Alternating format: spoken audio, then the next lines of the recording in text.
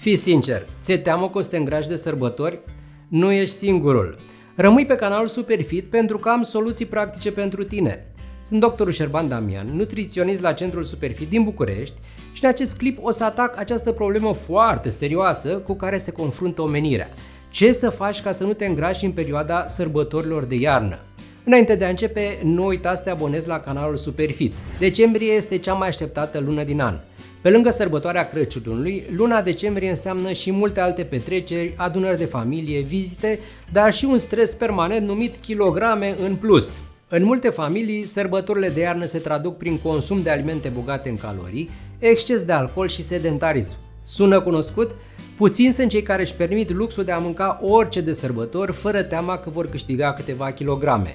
Majoritatea persoanelor se confruntă cu kilogramele în plus și speră că aceste kilograme festive or să dispară ca prin minune odată ce sezonul se termină. Vestea bună este că te poți bucura de sărbători fără să ai probleme cu greutatea dacă respecti câteva principii simple. Hai să vedem care sunt acestea. Atenție la mărimea porțiilor! Nu doar în timpul sărbătorilor, ci oricând în timpul anului contează mai mult cât pui în farfurie decât ce pui în farfurie. Sigur, nu e același lucru să mănânci tort de ciocolată sau salată de legume, însă excesul din orice aliment devine o problemă, în timp ce porții limitate din preparate bogate în grăsime sau zahăr pot să nu aibă niciun impact asupra greutății tale. În plus, când vin sărbătorile, se schimbă și dimensiunea farfuriilor și totul ne este servit pe platouri. Mâncare multă, bună și totul merită un loc de cinste în farfuria noastră. Cea mai bună modalitate de a nu exagera și de a putea controla dimensiunea porțiilor este să folosim farfurii mici sau să ne servim cu o cantitate mai mică decât am fi tentați. E atât de simplu.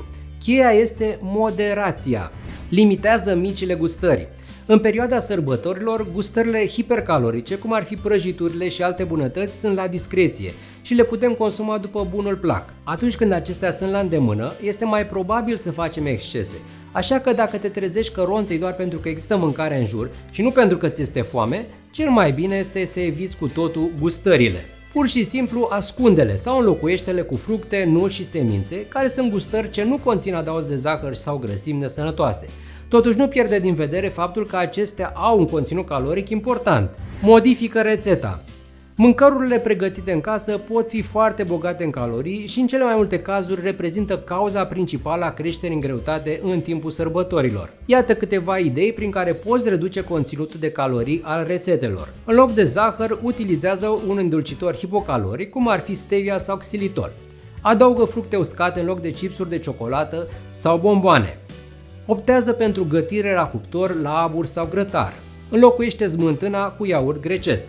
Alege maioneza light sau experimentează folosind hummus, pesto, avocado sau ulei de măsline. Folosește carne de pui sau curcan în loc de porc sau dacă nu vrei asta, dă la o parte grăsimea vizibilă din carnea de porc sau alege părți mai slabe, așa cum este mușchiulețul de porc.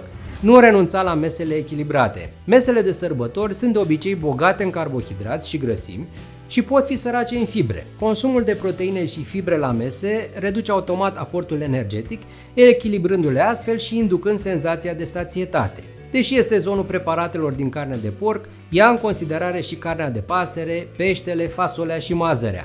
Multe dintre preparatele de sărbători nu au cantități adecvate de fibre, așa că adaugă și legume, fructe, leguminoase, cereale integrale, nuci și semințe. Limitează caloriile lichide. În timpul sărbătorilor suntem tentați să exagerăm cu alcoolul și băuturile îndulcite. Aceste băuturi conțin o cantitate semnificativă de zahăr, ceea ce contribuie semnificativ la creșterea în greutate. În plus, consumul de alcool stimulează pofta de mâncare și aduce mai multe calorii. Nu uita că un gram de alcool pur înseamnă 7 kilocalorii. 100 de ml de vin îți aduc 80 de kilocalorii, iar 100 de ml de țuică în jur de 250 de kilocalorii. Și nu uita să te hidratezi. Consumul la cel puțin 2 litri de apă pe zi nu numai că te va ajuta să eviți excesele alimentare, dar va contribui și la metabolizarea preparatelor din această perioadă. Fă mișcare! Hai să fim sinceri, în perioada sărbătorilor de iarnă, cei mai mulți oameni practică doar statul pe canapea și privitul la televizor. Inactivitatea contribuie la creșterea în greutate, mai ales dacă este însoțită de excese alimentare. Poți alege să faci câteva exerciții acasă sau o activitate fizică împreună cu familia. O plimbare alături de cei dragi îți va distrage mintea de la mâncare și te va ajuta să-ți atingi targetul zilnic de pași. Sunt conștient de faptul că sezonul sărbătorilor este o provocare din punct de vedere culinar, însă cu puțină voință și organizare vei putea să-l depășești fără probleme. Concentrează-te pe ceea ce contează, bucuria de a fi împreună cu cei dragi și de a dărui. Sper că aceste informații ți-au fost de folos. Ele sunt aplicabile oricând, nu doar de sărbători. Nu uita să te abonezi la canalul Superfit și să-mi lași un comentariu în care să-mi povestești cum îți petreci tu această perioadă. Îți doresc sărbători fericite!